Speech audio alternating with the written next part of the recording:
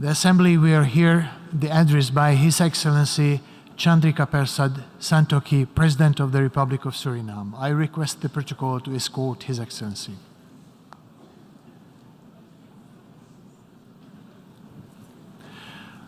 On behalf of the General Assembly, I have the honor to welcome His Excellency Chandrikapersad Santokhi, President of the Republic of Suriname, and to invite him to address the Assembly.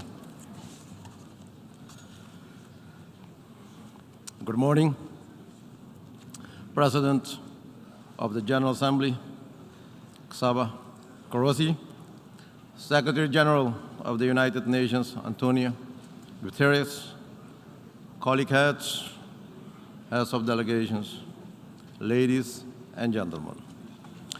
Mr. President, I congratulate you on your election to preside over the 77th session of this august body, and I assure you of my country's full support during your presidency. Mr. President, at last year's general debate, I called on leaders to build a better world, a planet for those living today, but more so for those generations yet to come. So today, I would like to take you back to 1992, when Stephen Suzuki spoke at the United Nations Earth Summit in Rio de Janeiro. She appealed to everyone to help stop the destruction of the Earth's resources. And now, 2022, we are here. The current state of the world does not need another wake-up call. It is time for real action. And while some progress has been made, we have not yet been successful in overcoming the challenges. Meanwhile, the threats have been adding up. Economic recovery from the COVID-19 pandemic slowed. Worsening climate crisis with extreme weather events, biodiversity loss, and ecosystems collapse, increasing levels of poverty and hunger, and yes, a humanitarian crisis. The global community is faced with escalating consumer and fuel prices that have risen substantially, damaging living standards, particularly for the vulnerable. Therefore, I want you to take a moment and ask yourself, have we treated our Earth in a sustainable way? Are we better prepared for the next pandemic? Has access to climate financing improved? Have we addressed the root causes for the humanitarian crisis and unregulated migration? Have we ensured that the most vulnerable in our societies were lifted out of poverty and hunger? And have we provided for their needs? And we are taking enough actions together as one? Mr. President, Secretary General, colleague heads, we all can conclude that we are not ready and have not taken all the necessary measures.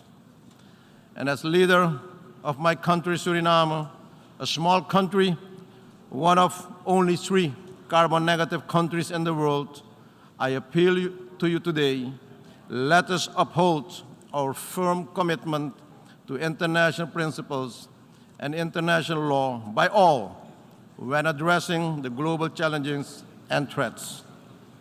Today, I urge the United Nations to exert its important role and place in defense of these principles through meaningful dialogue and constructive engagement as tools. These developments will take us further from our shared objectives in 2030 Agenda for Sustainable Development and the promise of leaving no one behind. Mr. President, no country is immune to the climate crisis. Over the past months, Suriname has been affected by excessive rainfall, resulting in floods in many parts of the country. Due to the inflow of salt water, fertile agricultural land was adversely affected, causing economic loss and impacting food security and rural livelihoods.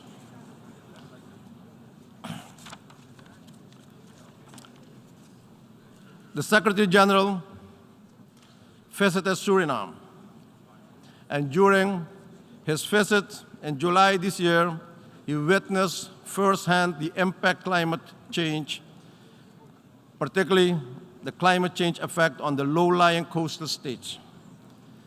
He lauded our nature-based solution, such as preserving mangroves, rainforests, and other essential ecosystems. And he stated, the Caribbean is ground zero for the global climate emergency.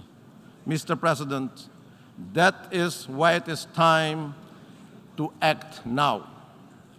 We have delivered the $100 billion commitment in climate finance for adaptation. As such, we call for support for a research agenda that will help the region understand the cost of climate change on sectors and economies. Scaling up the means of implementation, including finance, particularly adaptation finance, capacity building, and technology transfer, and not technology dumping. Scaling up finance for adaptation and for response to loss and damage, with prioritization for Caribbean SIDS to access grant and concessionary finance, including through bilateral channels in particular. The establishment of a loss and damage facility under the UNFCCC that would provide SIDS with resources to finance loss and damage resulting from climate change. In this regard, I express appreciation to the Secretary General of the United Nations for his efforts to make the Adaptation Fund more accessible to countries affected by climate change through his Adaptation Finance Initiative. Mr. President, finance is the backbone of sustainable development. The time has come, and the time is now, for a real reform of the global financial architecture, a reform that must take into consideration the unique and inherent vulnerabilities that hamper the ability of small and vulnerable economies to overcome economic, environmental, and social shocks. I therefore welcome the appointment of the high-level panel on multidimensional vulnerability index, and we look forward to finding solutions to address the obstacles to realizing the index, in particular the availability of reliable data. Mr. President, the political, economic, and humanitarian crisis in Haiti remains a great concern to the region and requires the attention of the international community. In my capacity as current CARICOM chair, I am committed to exerting all efforts for a dialogue with all stakeholders in Haiti aimed at safeguarding peace and security. It is of utmost importance that any support in resolving the situation in Haiti should be on the basis of a Haitian-supported and owned plan. Conflicts and violence are currently on the rise globally in all regions, which are leading to hostilities and displacements. These hostilities and mass displacements are causing people to face paralyzing levels of poverty and food insecurity. We as member states constituting the United Nations should take up our role in maintaining international peace and security. The achievement of sustainable development is inextricably linked to upholding democratic values, good governance, and respect for human rights. We must allow countries to develop sustainable economies without obstacles. Mr. President, in today's world, differences must be resolved through dialogue and cooperation. Therefore, in our view, the long-standing embargo against Cuba and the Cuban people must be lifted. I believe, Mr. President, that young people are valuable and undeniable partners in every development aspect and in shaping the future. Let me also congratulate the General Secretariat for the establishment of a youth office in the United Nations Secretariat. As lead head within the quasi-cabinet of the Caribbean community responsible for regional youth development, I was pleased with the interaction of region's youth during the last CARICOM leaders meeting held in Suriname. I commend them for taking the responsibility and inspiring their peers to not only demand a seat at the table, but also show up consistently. On my part, Mr. President, I have pledged 10 hectares of land in Suriname for setting up an innovative campus where students and startups from the region will be facilitated to conduct research and development studies. Mr. President, since I took office 2 years ago, my government has been making efforts to bring the economy back on track and bring the development of the country on the right path from an extremely unsustainable position. While a homegrown recovery plan, a 36-month extended fund facility of the IMF, and a national multi-year development plan are in implementation, my government continues to face economic challenges and capacity constraints due to external and unforeseen shocks. Based on the impact of several crises and the measure to reform the economy, the population is going through the hardship now.